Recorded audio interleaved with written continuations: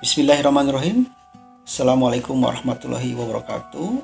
Sahabat planner, kita bertemu lagi dalam pelatihan database model geografi spasial. Kali ini kita akan membahas bagaimana merubah data mikro itu menjadi data spasial gitu ya. Ya, pada kesempatan ini adalah lanjutan dari sesi atau seri sebelumnya, di mana kita sudah memiliki tiga data. Di sana kita juga sudah membuat yang namanya ID ya. Nah, di sini ada data sanitasi, kemudian ada data variable, kemudian juga ada data gabungan ya, ID. Nah, berikutnya adalah kita masuk ke dalam data sanitasi. Nah, di dalam data sanitasi karena ini kita dapatkan dari IFLS dan datanya juga masih gabung ya, karena double gitu ya. Maka kita pisahkan dulu atau kita perbaiki dulu gitu. Jadi satuannya atau satuan datanya menjadi tunggal gitu ya. Jadi yang gabung antara nomor dengan teks ya kita lepaskan ya.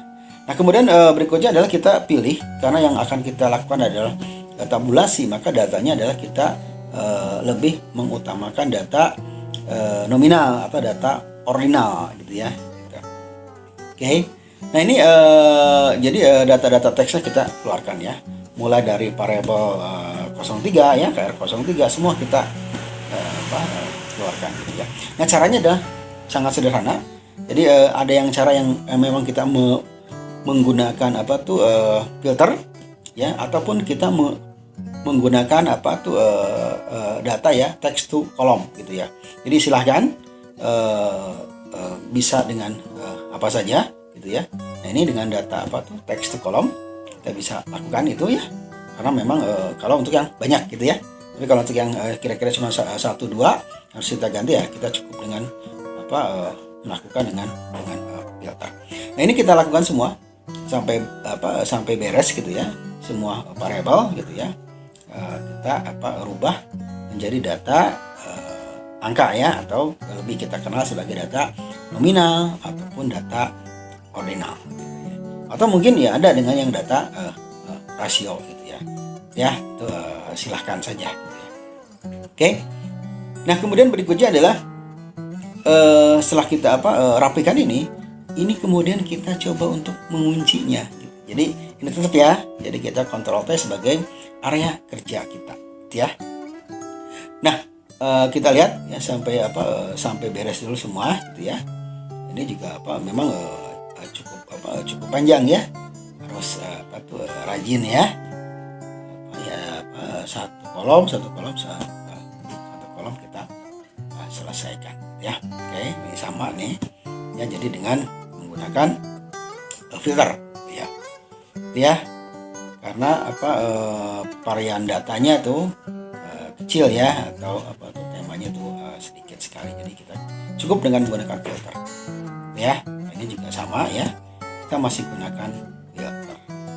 Oke, ini juga sama ya, kita hanya menggunakan perintah filter, kemudian kita pilih ya. Nah, kemudian adalah kita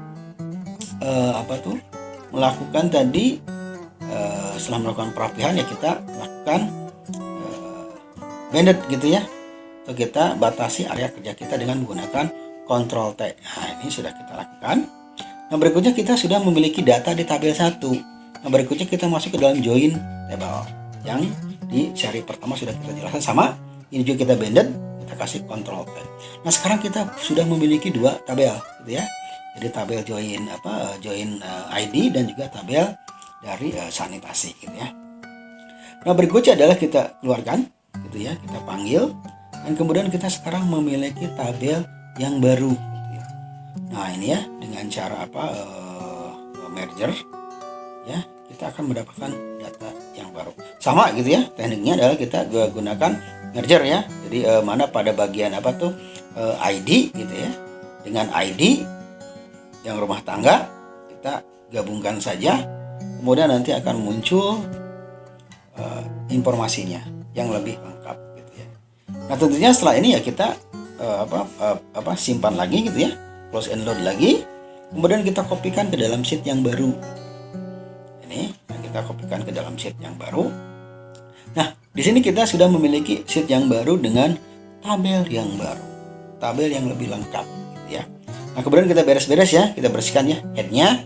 Ya kita dengan bisa dengan menggunakan ya Ctrl H gitu ya, agar memang bisa bersih gitu ya headnya, sehingga temanya atau judulnya itu jadi bisa terbaca dengan baik. Oke, kemudian kita rapikan ya urutannya biar bisa enak gitu ya dibacanya. Nah, sahabat planner, sekarang kita sudah bisa mendapatkan tabel yang kita perlukan. Nah, ini adalah tabel yang tabulasi gitu ya. Tetapi ini dari metadata. Gitu. Ini masih belum berupa peta gitu ya. Ingat, karena kita di sini adalah belajar bagaimana merubah data mikro menjadi data spasial, gitu ya.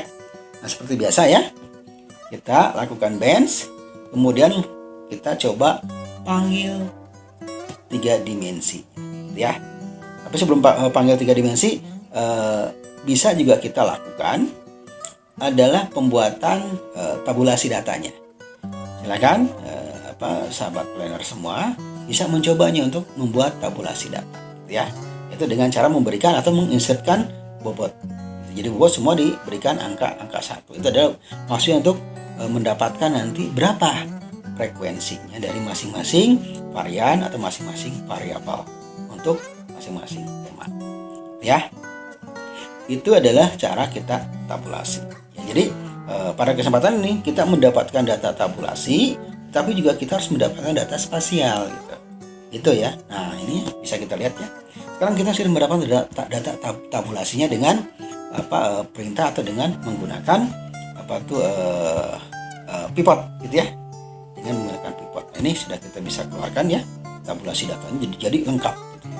Dari metadata kita sekarang sudah mendapatkan data tabulasinya gitu ya. Nah, ini biasa data-data yang memang dipergunakan untuk penelitian ya, atau untuk studi-studi gitu ya. Oke, ini ya data-data yang bisa kita keluarkan dari data yang gratis IFLS gitu ya. Jadi Anda bisa semua kita ya bisa mendownloadnya dengan free, kemudian kita bisa membuat tabulasinya gitu ya pada tingkat non spasial dan juga pada tingkat spasial gitu ya. Oke. Nah, ini ya semua variabel kita buatkan tabulasinya. Nah, kemudian setelah variabelnya kita buatkan tabulasinya, nah sekarang adalah waktunya kita mencoba untuk membuat bagaimana data atau metadata ini menjadi data spasial. Ingat bahwa di seri pertama, di seri sebelumnya kita sudah mempersiapkan data SHP-nya atau kita sudah mendownload data SHP-nya, gitu ya. Nah, jadi sekarang adalah tinggal kita coba masuk ke jendela gitu ya. Masuk ke insert, di sana ada 3D, kita tunggu dan kita klik 3D-nya gitu ya. Nah, ini adalah SHP-nya yang sudah kita simpan. Oke, kita masuk ke data, kemudian masuk ke 3D. Oke. Nah, tunggu gitu ya karena proses biasanya memang membutuhkan waktu yang memang cukup lama ya untuk prosesnya. Nah, ini sudah muncul. Nah, kita sekarang tinggal panggil SHP-nya dulu. Ya.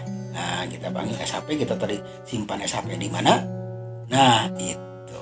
Nah, ini sekarang kita sudah memanggil SHP-nya.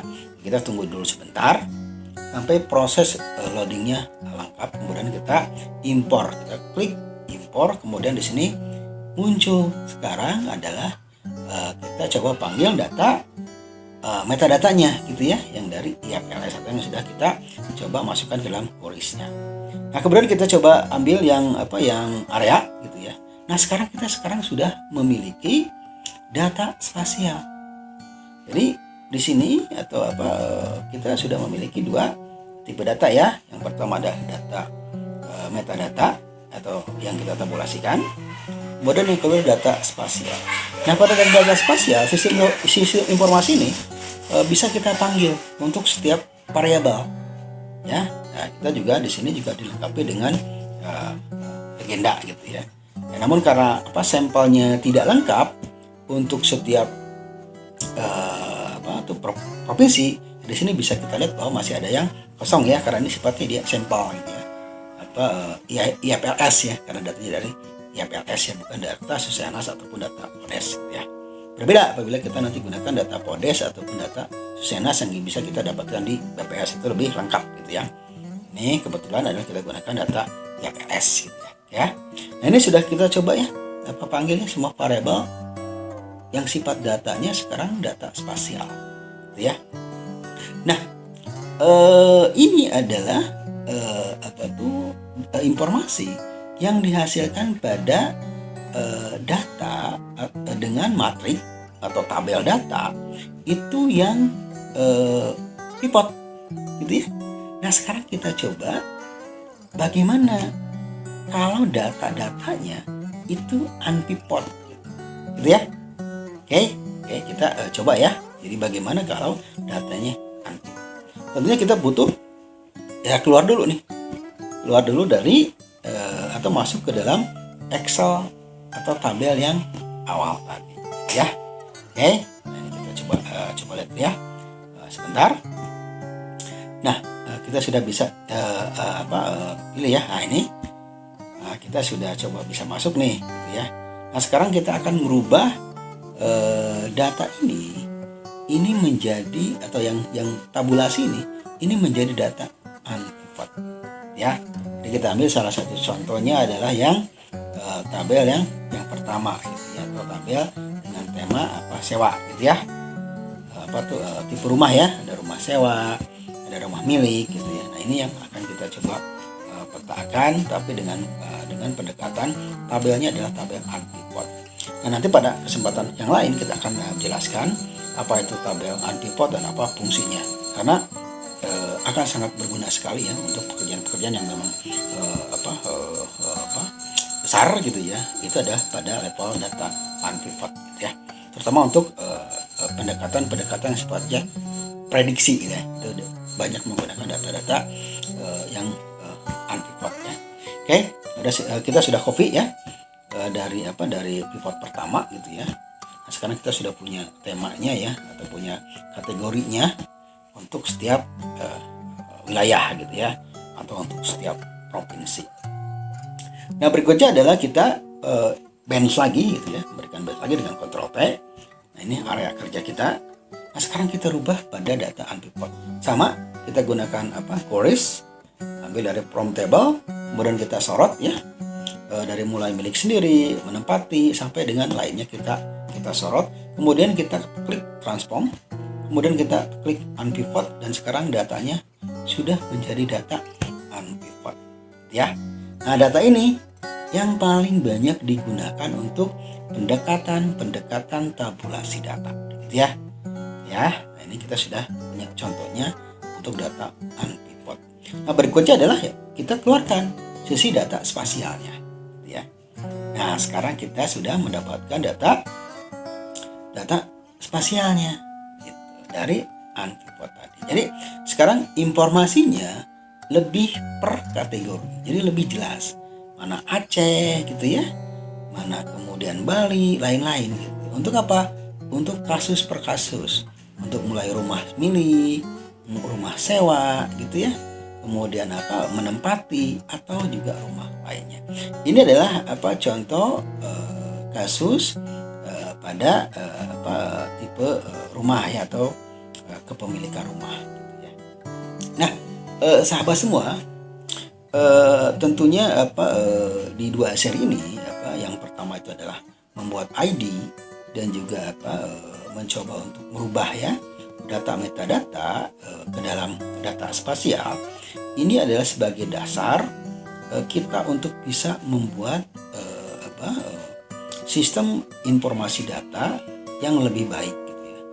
Sehingga nanti kita bisa membuat rekaman atau membuat informasi yang akurat, baik, mudah dibaca, dan tentunya harus bisa ditindaklanjuti ya, terutama untuk kegiatan-kegiatan lainnya ya, seperti untuk prediksi, untuk simulasi, dan yang tidak kalah pentingnya adalah untuk mengambil nilai-nilai dari data ini sehingga datanya bisa kita gunakan untuk kepentingan yang lebih luas ya. Nah sahabat semua, yang bisa kami sampaikan, semoga bermanfaat. Sampai jumpa di kesempatan yang lain. Hatur nuhun.